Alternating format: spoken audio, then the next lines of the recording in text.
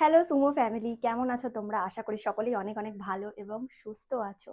Welcome back to my channel hey Sumo. আজকে 4 দিন হয়ে গেল আম্মা বাড়িতে নেই, ঘুরতে গেছে নানির বাড়ি আম খেতে মজা করতে। তো আমি, ভাই আর আব্বু আছি বাড়িতে। তো আজকের ব্লগটা হচ্ছে a day in my life without আম্মা। সকালে উঠেই প্রথমে ব্রাশ করে নিলাম, তারপর দুধ ফুটাতে দিয়েছিলাম, চা খাবো তাই। ভাগ্যিস আজকে বেঁচে গেছি। কেমন হয়েছে খেয়ে বল। চাওয়ালার মতন। এই কি বলছিস এগুলো? উঠে যা, উঠে বিছান টিছান গুছা, তোর এটা ডিউটি। চলো চলো চলো। তারিখ আমরা কি ডিসাইড করেছিলাম, মা না থাকলে তুই কি কাজ করবি, আমি কি কাজ করব। চুপচাপ বিছানটা গুছাবি আর ঝাড় দিবি, ঠিক আছে? চল লেগে পড়। Good boy, it's your duty. ঝাড় ঝাঁটা দেওয়া, দোতলার আমি দিব, নিচতলার তুই দিবি। ক্লিন। চা খাওয়ার পর খেয়ে নিলাম পুরি। আর জাস্ট পুরিটা খেতেই বসলাম আর পেছন থেকে ভিক্ষা চাইতে চলে এসছে আমার ভাই।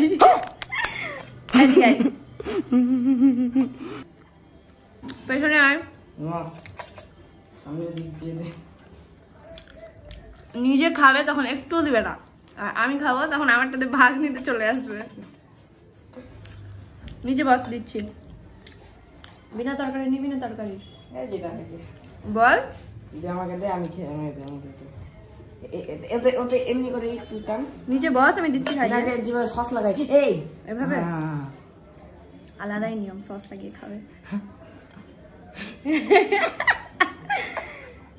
এবার আমার ডিউটি করবো, বাসন মাজা। বাসন মেজেই তারিককে বসিয়ে দিলাম পড়তে, তারপর লেগে পড়লাম নিজের কাজে। 20 minutes later. তারিক তো নিজের ডিউটিগুলো পূরণ করে নিয়েছে, এবার টার্ন হলো আমার পুরো দোতলাটা ক্লিন করা, আই মিন ঝাড় ঝাঁটা দেওয়া, বিছান গুছানো, এভরিথিং। তারপরে করব একটা রান্না আর করব বাকি কাজ, তাই ব্লগটা স্কিপ না করে দেখতে থাকো।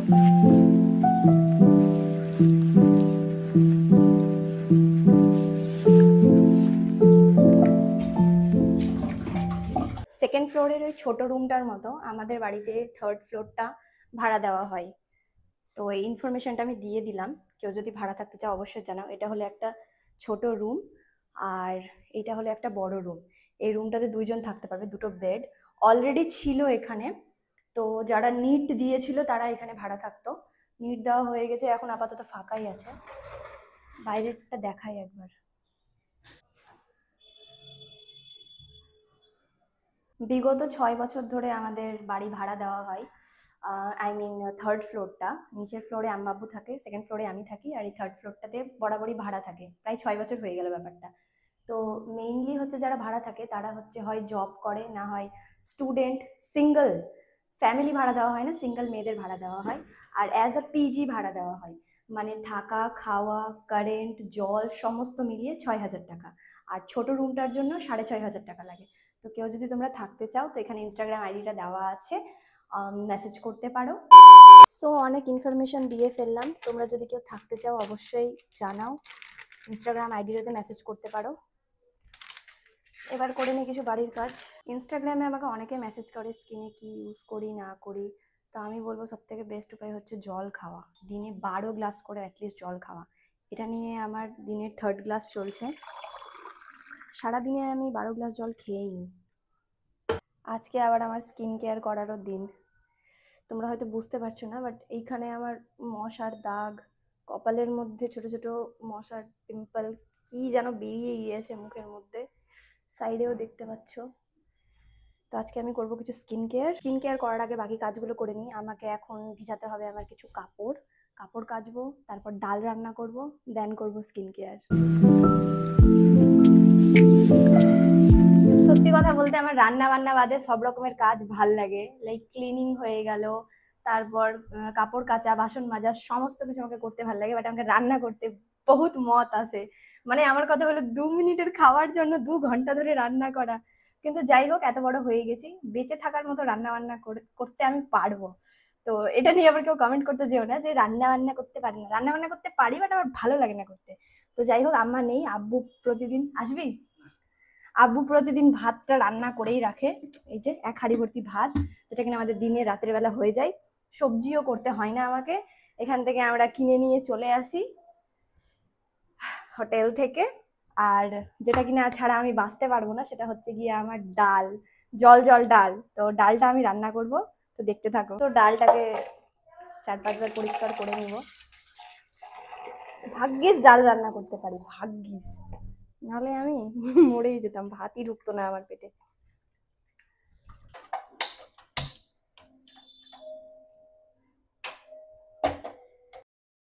কড়াই গরম হয়ে গেছে, কড়াই দিয়ে দিয়েছি তেল, তেলও গরম হয়ে গেছে। তারপরে দিয়ে দিব এতে, দিয়ে নাড়াচাড়া করে দিব ভাই, কারণ বাসনও আমাকেই মাজতে হবে।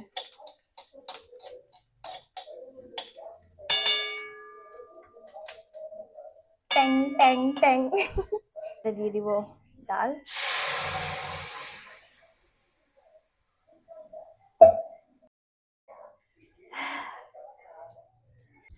All set. এবার আমি করব আলুর ভর্তা।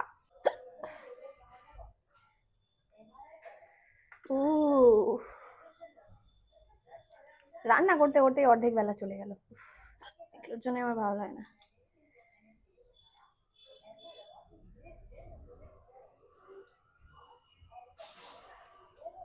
এই আলু সিদ্ধটা আমি কালকেও করেছিলাম, যা টেস্ট হয়েছে সেই সেই।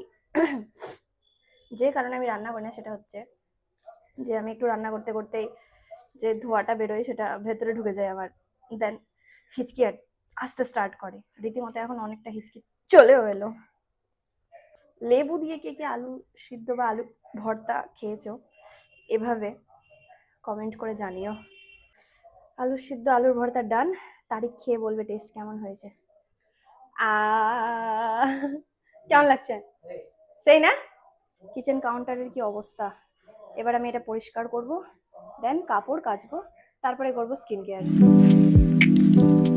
স্কিন কেয়ার শুরু করার আগে ফার্স্টেই একটা মাস্ক বানিয়ে রেখে দিব, তাহলে একটু লেট করে এটা গুলে যাবে ভালো করে। প্রথমে দিলাম এতে নিম পাউডার পরিমাণ মতো, যার যতটা লাগবে ততটাই দেবে, আমি তো একটু বেশি করেই দিই, কারণ আমার কাছে অলরেডি আরেকটা প্যাকেট ফুল পড়ে আছে। আর তারপরে দিলাম একটু চন্দন পাউডার, এটা আমার কাছে আগে থেকেই ছিল অ্যাভেলেবেল। আর তারপর দিব ওতে একটু মধু, ও মধু স্কুইজ। ইয়েস, হয়ে গেছে। তারপর এটাতে আমরা জল দিয়ে মিক্স করে রেখে দেব। আমার স্কিন কেয়ার সিরিয়াসলি বলতে চেঞ্জ হয় না, একই রকমেরই আমি জিনিস দিয়ে 4 বছর ধরে সেম মেথড ইউজ করেই আমি স্কিন কেয়ার করছি, যেটা আর কিনা একটা শর্ট ভিডিও আমি অলরেডি আমার চ্যানেলে আপলোড করে রেখেছি, লিঙ্ক ডেসক্রিপশনে আছে, তবুও দিয়ে দিলাম। প্রথমে করব এই যে হিমালয়ার পুচকু ফেস ওয়াশটা দিয়ে ফেস ওয়াশ।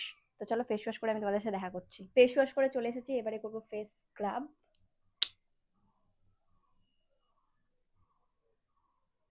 ফেস স্ক্রাব করে দেখা করছি। স্কিনটা এত ভালো ছিল, দেন এই মনসুন আসার কারণে মশা মাছির উৎপাতে এই অবস্থা। এরপর লাস্ট স্টেপ হলো আমাদের ফেস মাস্ক। চলো অ্যাপ্লাই করে দেখা করছি। হ্যালো, ফেস মাস্ক অ্যাপ্লাই করে ফেলেছি। এবার 15 মিনিট পর বা আমার শুকাতে যতক্ষণ লাগবে তারপর আমি ধুয়ে ফেলবো, তারপর দেখাবো তোমাদের রেজাল্ট। যদিও বা আমি একটা ভালো রেজাল্ট আশা করছি না এখন, কারণ হচ্ছে গিয়ে অলরেডি মশাতে পুরো গাল আমার ঘিনিয়ে দিয়েছে তাই। তো যাই হোক, চলো 15 মিনিট পর দেখা করছি। Later that same evening. স্নান করে খুব টায়ার্ড হয়ে গেছিলাম, তারপরে খাওয়া দাওয়া করলাম। 15 মিনিট পর আর রেজাল্ট দেখানো হয়নি, তো 15 মিনিট পর আমার ফেসের অবস্থা তো আমি বলতে পারছি না। ঘুমিয়ে টুমিয়ে উঠে টিউশন পড়িয়ে এসে তারপর আমার ফেসের অবস্থা এরকম হয়ে আছে। ওই তো ছোটো ছোটো মসকিউটো বাইটসগুলো দেখতেই পাচ্ছ। আজ থেকে ভেবেছি মশারি টাঙিয়েই ঘুমাবো, আর এই মনসুন সিজনে মশারি টাঙিয়ে ঘুমানোটাই বেটার।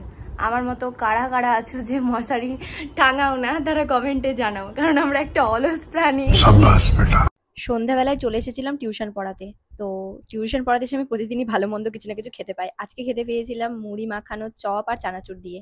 আর সেটা শেষ হতে না হতেই আন্টি দিয়ে দিয়েছিল চা বিস্কিট। আমি প্রচুর সহজ মানুষ, আমাকে সন্ধ্যা আর সকালবেলায় চা বিস্কিট দিলেই আমি খুশি। টিউশন পড়িয়ে জাস্ট বাড়ি ঢুকলাম, ঘেমে গেছি পুরো। দেখতেই পেলে আন্টি আজকে মুড়ি মাখানো আর চা দিয়েছিল। আমি যে আজকে খাবারটা পাচ্ছি সেটা না, আমাকে যারা প্রথম থেকে ফলো করে তারা জানো যে টিউশন পড়াতে যাই তখন আন্টি প্রতিদিনই নতুন নতুন কিছু না কিছু আমাকে রান্না করে খাওয়ায়। আগে বলো তোমরা কে কোথায় থেকে আমার ভিডিওটা দেখছো, আর কোন ভিডিওটা সবথেকে বেশি ভালো লেগেছে তোমাদের দেখতে, আর কোন টপিকে ভিডিও বানানো যায় তোমাদের সাজেশন অনুযায়ী অবশ্যই কমেন্টে আমাকে জানিও। ডিনার ডান, ডিনারের পর বাসন টাসন মাজাও কমপ্লিট। ডিনারের সিনটা দেখালাম না কারণ আমার ভাইকে প্রতিদিন আমাকে খাইয়ে দিতে হচ্ছে আম্মা যাওয়ার পর থেকে, তো ও একটু অকওয়ার্ড ফিল করছিল, তাই জন্য ওই ভিডিওটা আর নিইনি। ঘুমানোর আগে ফেস ওয়াশ ডান, চুল বাঁধা ডান, আর আজকে থেকে আর রিস্ক নিব না, মশারি টাঙিয়ে দিয়েছি কারণ দেখতেই পাচ্ছ মশার বাইটে পুরো গালের অবস্থা পুরো লাল লাল হয়ে গিয়েছে দু সাইডেই। তো আজকের ব্লগটা এত দূর, কেমন লাগলো অবশ্যই কমেন্টে জানিও। দেখা হচ্ছে আরেকটা নতুন ব্লগে। আজকের মতো টাটা। আর হ্যাঁ, ভিডিওটা যদি একটুও ভালো লেগে থাকে তো অবশ্যই লাইক, কমেন্ট অ্যান্ড শেয়ার করে পাশে থেকো।